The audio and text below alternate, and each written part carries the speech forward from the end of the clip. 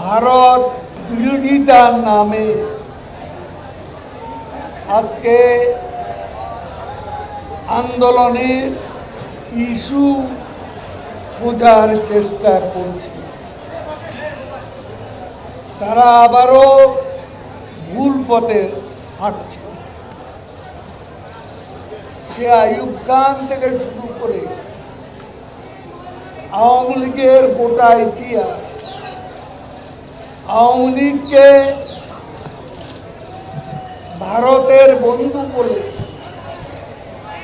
সেবাদার বানানো যারা চক্রান্ত করেছে, সেই আওয়ামী লীগ বঙ্গবন্ধুর নেতৃত্বে বাংলাদেশ স্বাধীন করেছে এবং সেই আওয়ামী লীগ আজকে যে অর্জন, উন্নয়ন, সমৃদ্ধি সবই কিন্তু স্বাধীনতা পিতার হাতে, মুক্তি হচ্ছে কন্যার হাতে।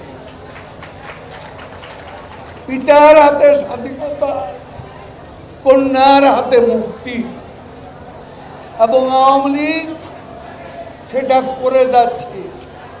বিদেশে আমাদের প্রভু নেই, আপনাদের প্রভু আছে।